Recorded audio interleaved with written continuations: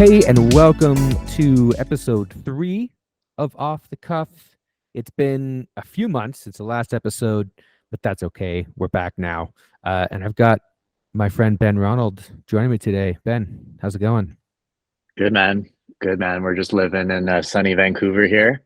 Um, Things are good. We were talking a little bit beforehand about how there's a really nasty rumor that it's just gray and rain in Vancouver, and I'm here living proof telling you that that is not the case. Sometimes it does get sunny.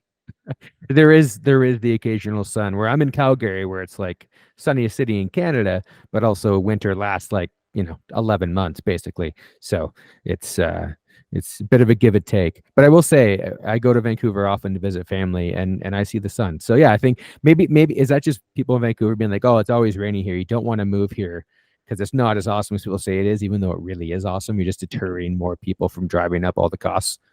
Well, no, and allow me to just like alienate myself from the rest of the country. I think that the rest of the country is like maybe a little jealous of the weather we get out here because while it does rain quite a bit, our temperature is quite mild, right?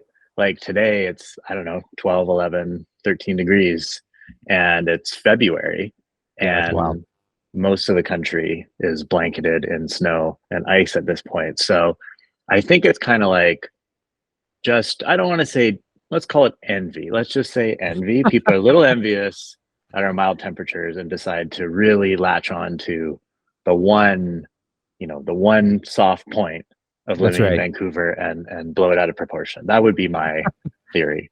Yeah, people are like, oh, I love it, but it rains there. It's like in denial yeah, that makes sense. That's funny. I would live there in a heartbeat. I get it. I get it. But it rains a bit, so I don't know. I don't know. That's it. Cool. All right, so let's jump into it. Today we're talking about AI. So I don't know if you want to get I introduced you already, but I don't know if you want to give our audience. I don't know how many people watch this. I have like 100 views on one of the episodes, which is cool. I can guarantee my two greyhounds that are in the room right now laying down will be listening. So there's that. But if you want to give our audience just a quick overview of yourself too before we jump into the AI stuff, that'd be great. Yeah, so I'm a content marketing manager at a company called Hostaway. So we are an all-in-one platform for vacation rentals. So if you've got a property that you list on Airbnb, you also want to list it on VRBO, you also want to list it on Expedia, on Booking.com, and you're going to want to have your own site. Hostaway is the platform that you would choose to manage all of your reservations, all of your cleaning, all of your tasks, all in one platform. So it's my current role right now. I've been in like tech startup world for about 3 years. Previously, I was at a company called Clue, doing content marketing, but in a more individual contributor role. And yeah, I'd say that's about it. Like I said, based in Vancouver, sunny Vancouver. And I think when you reached out and we were sort of just riffing a little bit about, it'd be fun to chat about. AI is such a topic that's like it's almost boring now because it's like we've talked about it. Like ChatGPT has been around for more than a people are. How do we put this? I'd like to get to a point where we're past the headlines, right?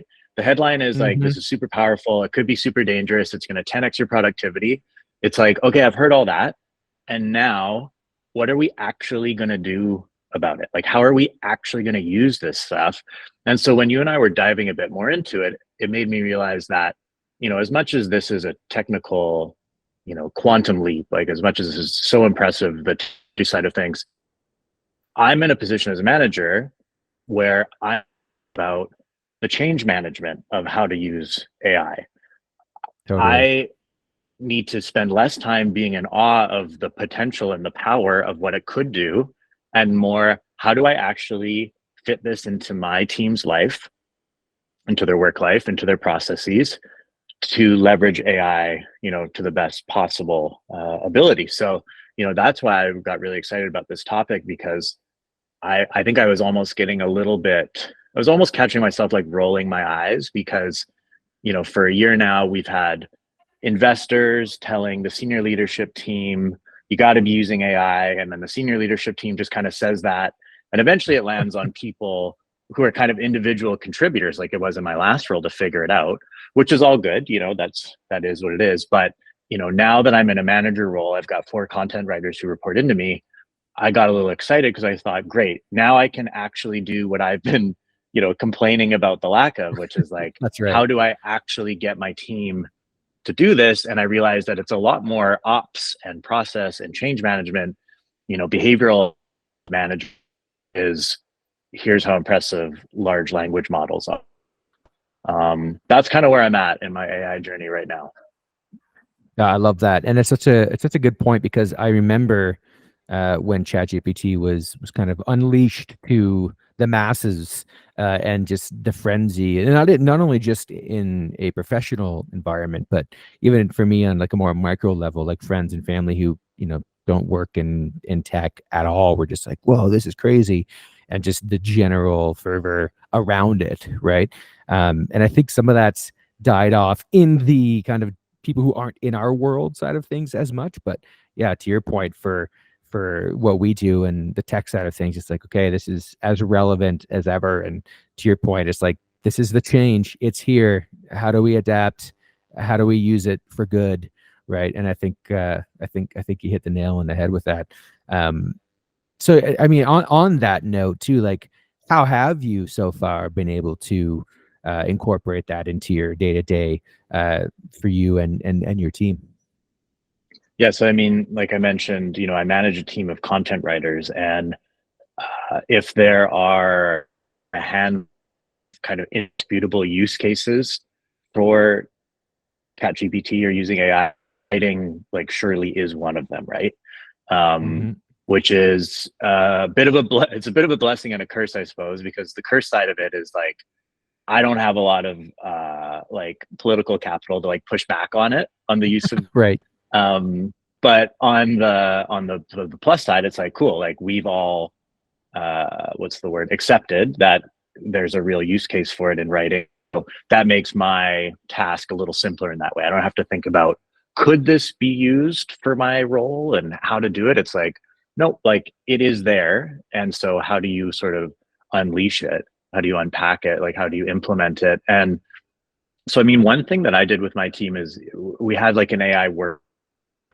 So just a meeting, and over at the very beginning, I opened up the floor. I said, let's get philosophical. Like, what are we worried about with AI? What are our concerns with AI?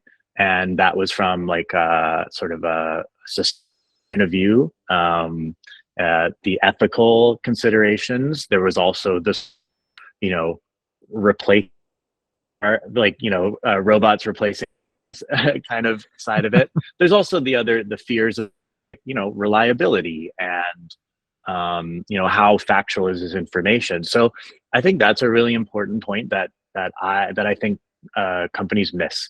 I think that we need to talk about embracing this technology in a holistic way, not necessarily because in your job every day you're going to have to consider about the ethical considerations, or what are deep fakes going to mean for a political campaign, but let's at Right. least like talk about it. It shouldn't be like you're either for AI or you're against it, and if you're against it you're going to rest in the shuffle.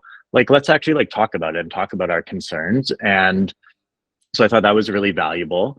And the next rolled out is I said, okay, we did a couple of, almost just like exercises where, I said, okay, here's a picture of me, or, generate a picture of me in a weird location. And then I had a bit of a contest and I awarded points. Same thing with actually generating, text. I said, okay, here's the keyword I want you to optimize for, vacation rental software, for example. Write me a blog about it. So we got some hands-on work. We did, we kept it light.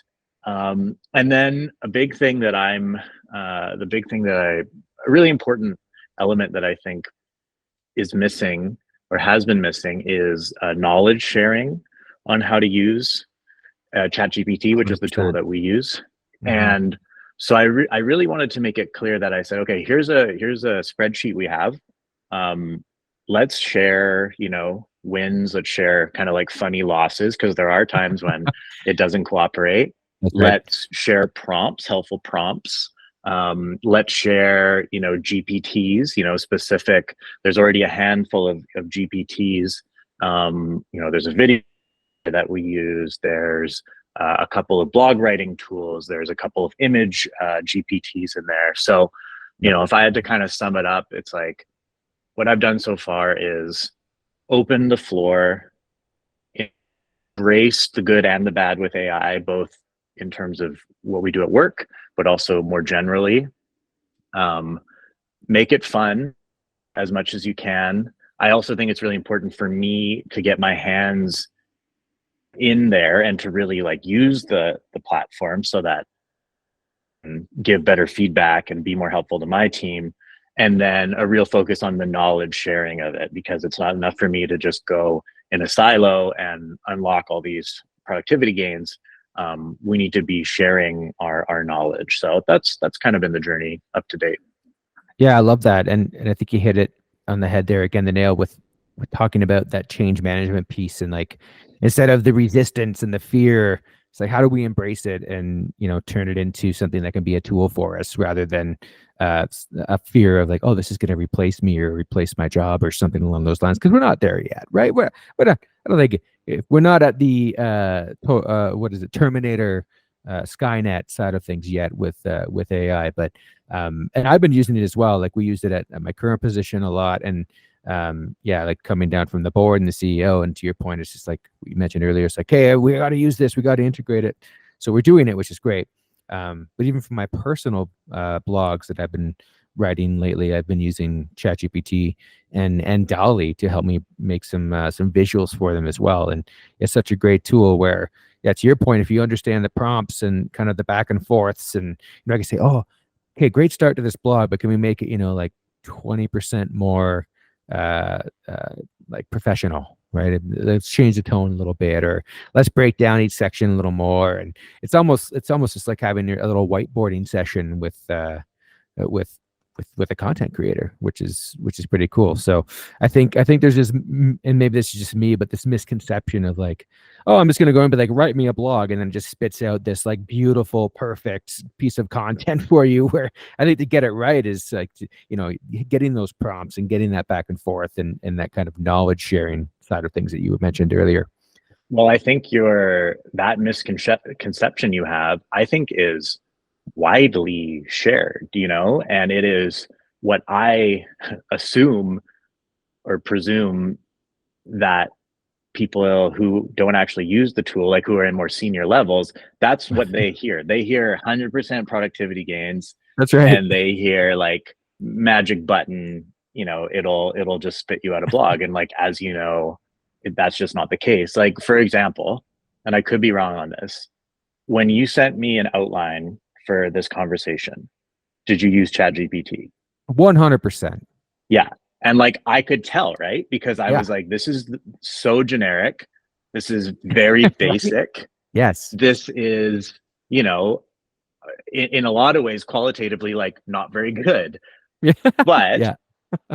that provided a structure and we could build from that, right? And if you had wanted to, you could have gone a little bit deeper into it and gone like, well, in our pre-conversation, we talked about this. So can you make sure that there's a question about that? And so I think that if people are just thinking, well, I can just, like you said, just write me a blog and what Right. you'll get is gold, you're going to find out pretty quickly that that's not the case. And that's not to dismiss AI. It's just part of, I think, learning what the tool actually is and what it actually can do. And if all you do is get stuck on 500% productivity gains and like, look at this cool picture it made for me, like you're just not getting it, Exactly. so you Exactly. know And it's a great point. Like for this, yeah, I didn't do the back and forth. I'm like, just give me an outline, because I know we'll talk and we'll make it work. Whereas if we just kind of followed the outline and just spit it out, it would be a much less engaging conversation, right? Yeah, so it's a tool, exactly. And yeah, I'm envisioning exactly what you said there. I'm picturing a boomer in the C-suite being like, "Oh, this AI stuff there, you just hit a button, right? I mean, we don't, yeah, just hit a Well, button." and I mean, this is probably something that, how do I put this? You don't need to know someone's work inside and out to be an effective manager, right? Like you don't Totally. need to be a great writer to be a manager of writers. But it sure helps. And it sure Yeah, makes your feedback more credible, more believable, more helpful when you understand what goes into it. that's it. So that's why I would really encourage anyone listening to this who manages people, like go and use it yourself. Because if you're expecting your team to use it, you better at least have some kind of understanding about some trial and error of how it works. I would, if I got the chance to do this at my work, you know, I would build in time every week for experimentation. Like, Yeah, let's make that a quarter or a weekly priority. Like 1 hour of every day, like you will be, this is what you should be doing. It's the nice thing is I think you learn pretty quickly when you're using it. It's pretty quickly after a few examples, the limitations. But I think if this is going to become a, an integral part of all of our jobs, and if you're expecting your team to use it, you need to at least have a a decent handle on its capabilities. And I think and it's a new technology. Look, I said we're a year in. It feels like it's been around forever. We are still learning, but mhm. I would really like implore uh, any any senior leader, anyone really, but especially if you're managing people, like get used to it. See what the tool can and can't do, because that's going to make your feedback better. It's going to make your team better. I just think overall. Yeah, I agree. That's a great point because it's yeah, it's not going anywhere. It's the worst it's ever going to be. It's only going to continue to get better. It's going to become even more ingrained uh, within our day to day, and it's quite a shift. I try to think about another time when something this big in tech is kind of come into place. And it was, I think for me, well before I was even working in tech. I think about like maybe like the release of the iPhone. It was such a game changer with how we interact with technology. And before that, like the internet, right? Like the late 90s when the internet kind of became used by everybody widely, right? Like, and you had all these, like before the dot-com boom and bust cycle, that kind of thing. So it does feel like that type of like paradigm shift to me in a way. I I was on at my old job at Clue. I produced a couple of different podcasts, and I tried to use that opportunity to ask questions of, because we had some really senior C-suite people on some of these shows, and so I would pick their brain a little bit before. And I made the analogy to the mobile revolution one time. I said, Right. "Does this kind of remind you of the mobile revolution?" And he looked at me and he was kind of like, "I think this is more like the start of the internet kind of revolution." Right. And I Yeah. think the Yeah. iPhone is a good analog too, right? Because it really is. There was nothing like it before, and then all of a sudden there was. Right. And I think we can talk a little bit about, generally one can talk about how there is AI learning, there's machine learning, and on the back end of most of the programs we use, but certainly as like as the user interface for this, like the fact that we can use chat, there's been nothing like this before, right? So Exactly. Yeah. And I think that's a great point too, because like AI has been kind of around for a long time, but in the day to day, it's so fresh. Yeah, and I love that iPhone analogy or the smartphone, I guess.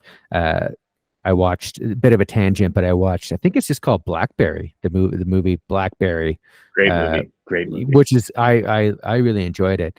But it's that whole idea of like, oh, we have an email machine in your hand, basically, to then iPhone going, well, we have, what was, I forget the line with Steve Jobs, like, oh, it's your iPod, your email, and 10,000 songs in your pocket, whatever he said. It's just like, we have apps, man. Like, you have email, we have apps. Like, what a game changer, right? Yeah. But people should watch that movie if they haven't. It was really enjoyable. Okay, tangent done. Back into our AI side of things. So we talked a bit about the day to day, embracing the change, how we can utilize AI in our work.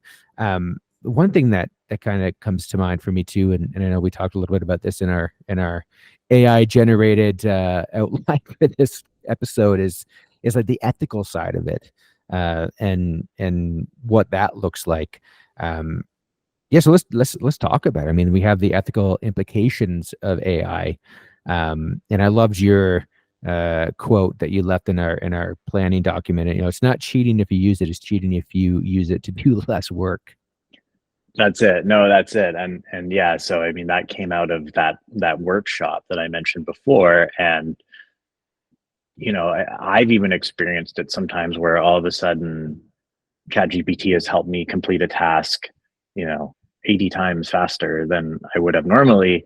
You kind of look around, you go like, is this like cheating? Is this, Right? Yeah, should I be doing this? Did this just, is this kosher? And that's, I get where that comes from. But that was on me just to reinforce in that workshop, I am telling you, you should be using this. that's right. This is not Yeah, me telling you, I'm saying you should. You're not pulling a fast one on me. And so that's not cheating. But yeah, what cheating would be is if I took that time savings and just didn't do anything with it. that's right. Um, I have a bit of a different, my role is different than the content writers because on top of just content creation, I have to, I handle all of the SEO stuff Right. for my company and their strategy. It's not just doing, it's not just executing. Whereas the content writers, the content team, mostly what they're doing is just executing. So yeah, but the point being, it's if you're using the tool like it's supposed to be used, then you're doing the right thing. Like, what more do you need? I'm telling you, you should be using it. But what I didn't want was, okay, I told you I need a first draft blog by Monday morning, and I can see that, a couple hours before, not even a couple hours, I saw an hour before you spat out a really rough draft that you just used AI for. It's like, well, then at that point, you're using ChatGPT to do less work, and that's Yeah, cheating, right? Honest. that's right. Yeah, So I think that's the distinction there. Like, you should be using it. We're expecting you to, but just use it as it's intended, not because you go, oof, now I don't have to do anything. that's it. Yeah, and that's a great point. And I think for me, I think about uh, I'm putting out another personal blog next week, and I've been using ChatGPT to help me write through that. And yes, it's expedited the process tenfold, but then I find I'm actually spending a bit more time than I would because I'm like, oh, I can turn this into a really relevant 2,500 word blog, which for me, without it would be a daunting task for me to do without the help of AI. But now I'm actually feel like I'm diving in a bit more and like really fine tuning parts of it and like, oh, I can add this in now and do this and I could do that. And I've been using DALI to create some images for me as well. So yeah, it's a good point where it's like, yeah, it's way more streamlined and efficient, but also if I care about the product I'm putting out, I'm like, okay, all right, how do I use this to actually just take it to the next level as well, not just be a time saver, but also like elevate my content. One thing I think is cool about how this is going to change our uh, process, and I'll talk about writing specifically. I think this is going to force people to think a lot more about what goes into making good writing, what goes into Mm-hmm. making a good blog, not just you see the end result and you go, is that good or not? This is like, if you can break it down and really split out, okay, this is what I need from this blog, here is the vocabulary, maybe a more specific vocabulary to get there. And same with images too, right? I think to a certain extent, what is the composition of an image? It's perhaps encourage people to actually go a bit deeper into it, Mm-hmm. and yeah, force you really about thinking, okay, but what makes this good? What is good about it? Because the gold star you get for just finishing something that's a little less relevant now, or it's not quite relevant in the same way. So that's kind of exciting. I love thinking about, because I'm a real like writing nerd. Like Yeah, yeah, I'll read books on writing and like grammar and all that. And so it's fun for me to think, cool, maybe that extra level of thinking of structure, thinking of sentence structure, of grammar, of flow between paragraphs, like actually maybe that'll benefit me. And the more I can share it with my team and download that knowledge, then we're all winning. yeah. I love that. And yeah, it's interesting too. Like when I think about, the ethical side of it, or just where it's pulling this information from and where it's learning. Because one thing I noticed when I was trying to create some of these visuals for some of my personal blogs, I was like, oh, it'd be cool if I could put like an AI kind of version of myself into some of these photos. And I'm a burly guy, a bigger guy, and when I was trying to get these photos with Dolly via Chat GPT, I was like, oh, make it like a bald, uh, red bearded man, but burly, and then it would like show like this jacked dude, and I'm like, that ain't me. Okay. And then I'd go a bit more burly, and then it would just go the other side where I'm like, obese man on like my 600-pound life, and it could not find that in between that I was looking for, right? And I'm like, oh, it's interesting, like where it's pulling from for where it's learning for this stuff, because it can't nail down like a a pretty standard body type. It's just like I'm gonna go one extreme or the other, right? So I find that interesting too, because when I think about the biases and the ethical side of things, I've done a lot of reading about and like listen to podcasts about how was it, I forget what it was called, but it was a few years ago when Twitter put out its own uh, Twitter account that was basically AI, and it just kind of picked up all of the terrible, awful things on Twitter and became like a severely bigoted account almost overnight. And it's like, oh, okay, we got to put some guardrails on this and figure out like it can't just be this wide open, like pull in all the information and go with it. Like there needs to be some more intelligence, right? I guess the intelligence side of the AI a little more. Anyway, bit of a tangent there. I don't know if that sparked Well, any I mean, thoughts, yeah, but like God help us if the average is being used to inform large language models. You know what I was thinking? Do you remember? Because so a couple times I've had buddies present information that they got from ChatGPT as like source material or as like mm, proof of argument. And I was like, well, it's not. First of all, it's not source material, it's all no. derivative. But do you remember? Because I think we're about the same age. Do you remember when media had kind of a bad rap where certainly when I was at university, they said, don't use Wikipedia. Oh yeah, I do remember that. Yeah, and people And would use it for sourcing stuff and get like obliterated by professors, right? Yeah. and they weren't wrong in that, but it does, I think there's some parallel here between ChatGPT and Wikipedia where it it's just one, we have to be aware that Wikipedia is, even so, like it's not good source material. Like it's good to No, start your research. It's good to get that's some right. ideas going. ChatGPT is probably even better than that, right? Because you can ask it more Yep, nuanced questions. that's right. Wikipedia also, it cites everything and it's got really good moderation, so that helps. I've noticed too, when you use ChatGPT, one of the plugins to search the internet, it'll cite it sometimes, Yes, that's took right. it from there. Yeah, So this is great, right? Both things can be true at the same. ChatGPT is not a source of proof. that's right. And it's a very helpful tool to help you understand content and to move forward. So, there's an ethical consideration there where I hope that we all are just where we don't accept what ChatGPT says as fact, because like it's not. It's derived from many different sources. It is only, in some cases, it's only up to date until, a certain point in time. So Yep. look, use it as a research tool, use it as like all of the things that we're talking about, but let's be aware of what it is and where it's taking information from and not just relying on that as the source, right? Because that would be a mistake in my opinion. Yeah, that's a great point. And I can't remember which country it is. I think it was somewhere in like one of the Scandinavian countries or something. But I think the next generation hopefully will be a bit better primed to kind of weed through that side of things and try to understand what is fact versus fiction.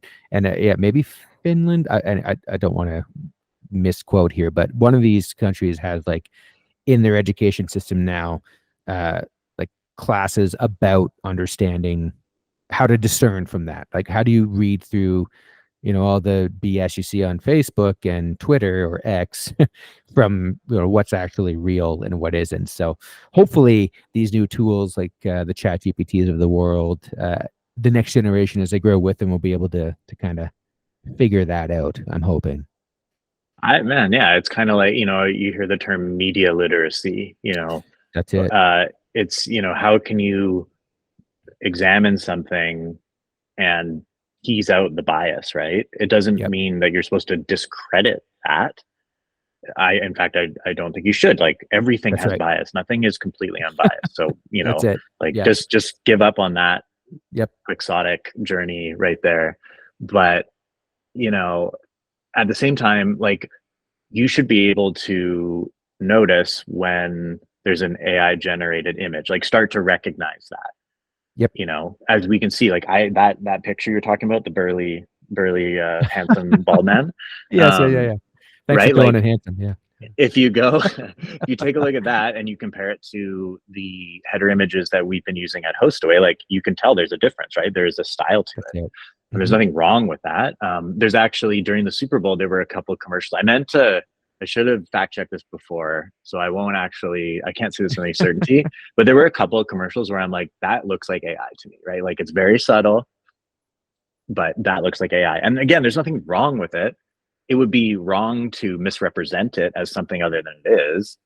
But Right. what I would just want for us as a society is just to learn to recognize it That's it. and to understand that that's what that is.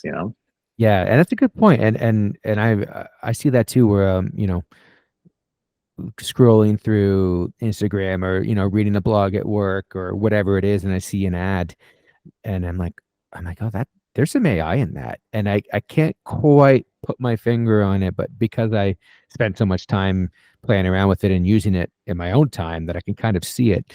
And I think my wife and I were watching TV recently or something, and yeah, an ad came up, and I was like, "That's AI," and she's like, "How can you tell?" And I was like, "Oh, you know what? I I can't actually put words to how I can tell in every scenario. I can just tell by like how it's presented and how the art, what the art style is, right? And it's just that it's AI, right?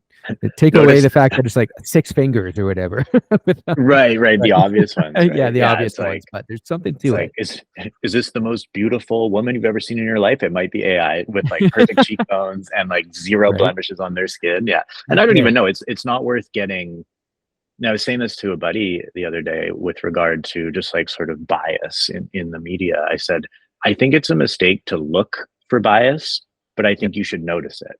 100%. Be open to noticing it, but don't go searching for it. I don't go going crazy, going, that's AI, that's AI, that's AI. Like that's not what I'd be advocating for, but it is part of this sort of the literacy, illiteracy. Like let's do a good job of understanding what is, I won't even say fake, but like what is generated by AI and what is not. I think that's an important distinction. Yeah, that's a really good point. And I hope that, you know, any and all education systems start having more and more of these media literacy type courses because it's so relevant, even if you see what's going on and well, at home here in Canada, but in the US and abroad with so much instability right now and things happening. And then all of a sudden you throw in some AI generated content or these deep fakes, right? Like you mentioned earlier, I was reading an article earlier today talking about how um, there's apps now. I think it's more in Southeast Asia where these are popping up, where someone's downloading an app and then they're accepting the terms and conditions, and then there's malware in the app that's taking their facial recognition, logging into their bank accounts, stealing money, right? So Shoot. pretty wild where it's kind of, and this is just the infancy of it, right? And another one where I saw in the news the other day where I forget the name of the company, but there was someone logged into a video call as the CEO, did a deep fake in real time and scammed the company out of like, apparently millions. And I had to read. I'm like, this sounds too. I'll find the source and I'll put it in the show notes because it it was fascinating to me. Just so I can source it because that one was pretty wild. And I'll send it to you as well. But anyway, yeah, it's interesting to see where things are going. And again, this is the worst it's ever going to be. It's only going to get better, which I think is a good transition into uh, the future of AI. You know, and I know I'm excited and a little anxious. I think where it's going, but I'm confident and I'm excited about it. So what do you 5 years from now, even for us and what we do and in this tech side of things, whether it be content creation, marketing, videos, podcasting, where do you think this lands? What does it look like for us? I was listening to an interview that Sam Altman did a couple of weeks ago, and so I'll kind of paraphrase what he said, but AI in 5 years will be neither less impressive than you think it'll be, nor more impressive, right? Like I think the reality is always a little bit more boring than what you think it is in your mind's eye. So I mean, I don't know. I really don't know where that's going. I think, you know, as a marketer, having access to all of these, as a content marketer, having access to all these tools, the fight is going to be how do you stand out from the crowd, which I suppose is still is the case now, but Right. everything's going to blend towards sameness, right? Everything is going to blend towards looking the same in images. To a certain extent, the writing will all start to feel and look a little. So the question is, how do you use both your both your AI skills, but also just your human intuition? How do you use to be a little bit different? Because a lot of tech, it goes up it raises the tide for everyone. It makes uh, it opens up doors to small teams and small companies that were previously shut. You know, Mm-hmm. Mm-hmm. so then at that point you go, okay, well, if everyone is getting the same tools, if everyone has access to the same tools, where do you find your differentiation? And part of that may be just like better tools for sure, right? More powerful AI. But I think a lot of it is like, okay, how do we take our human lens on this, and how do we stay different? You're never, well, I shouldn't say never, but you're probably not going to ever completely remove human agency from the decision making process. I don't even know if you would want to. That's it. Maybe in some cases you do, but definitely not within 5 years. And Yeah. so I think that'll be the challenge, that one of the challenges for sure, from a strictly kind of application point of view in marketing, is like everything's going to blend towards sameness. So what are you doing to fight against that? What do you think? What do you think it's going to be in 5 years?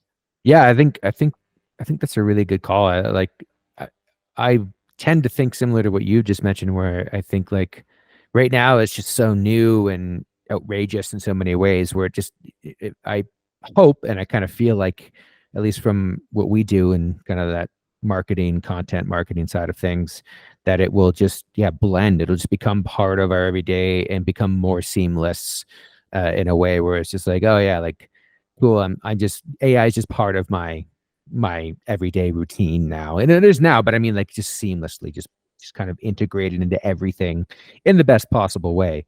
Um, but then I think about if I'm expanding that beyond what we do.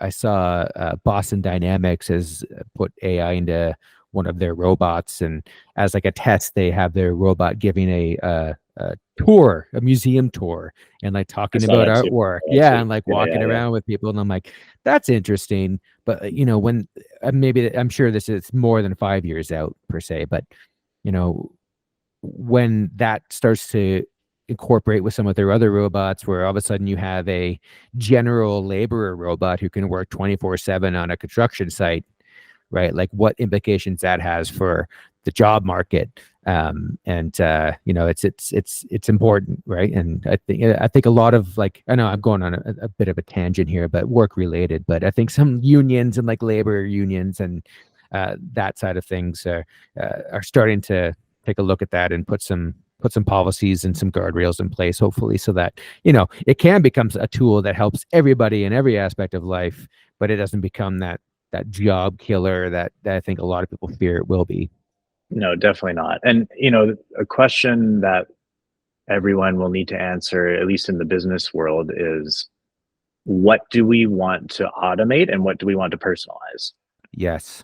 And because you kind of just you jogged you kind of got my mind going there when you're talking about sort of more intense labor jobs, right? We've already Right. automated a ton of that, so like Ah, let's ton not of that. pretend like Yes. this is like This new. isn't new. Yeah, go to any car manufacturing plant, right? Like if you see the videos of like the hands just like building cars, even Amazon warehouses, you know, sorting robots. All yeah, you're right. And so Yeah. and so then it's like, do I really want a robot giving me a tour of an art museum? Like, maybe I'd be open to trying it, but my Yeah, hunch is that you probably like a human giving that to you, doing that's that it. for you. Like, another random example is, how there in Japan, there's a lot of vending machines that'll like serve you hot food, Oh yeah. and we hear about and we're like, oh, this is the future. Well, that future is supposed to have come 15 years ago and it's still not there. So like, just because it's more technically impressive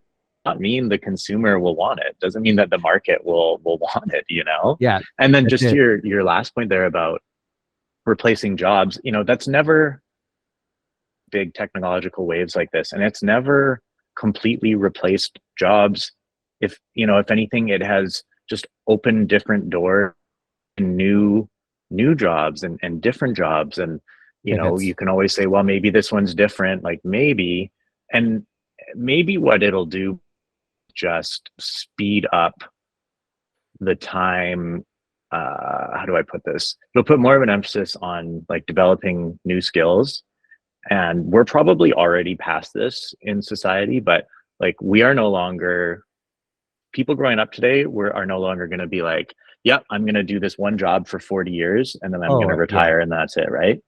100%. Even jobs, I have a couple of friends anecdotally who have worked 10, 15 years in a job as a teacher or maybe a police officer, and they're wanting to change too, right? So like, Yeah, it's not going to replace jobs, it's certainly going to accelerate the pace of change, but people should just like stop pretending like it's going to replace jobs and there's going to be mass unemployment and like, it's the end of the world. I'm sure that's fun to think about, um, but it's just not.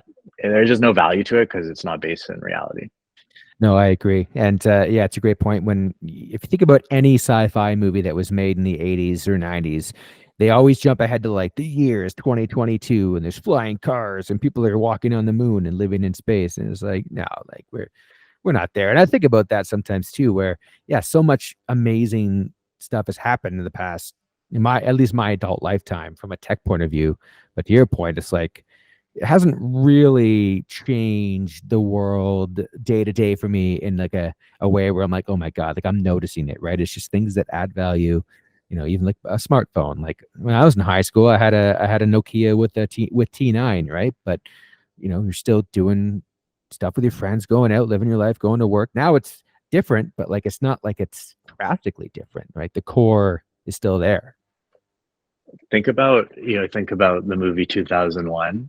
That Yeah. was written in the 60s, right? I think late Yeah. 60s. So, you know, by that point, Sputnik had been launched into orbit.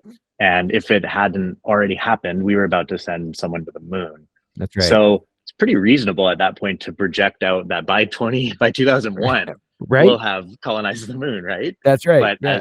as we know, that's not what happened. So that's like going back to the paraphrasing I did of Sam Altman.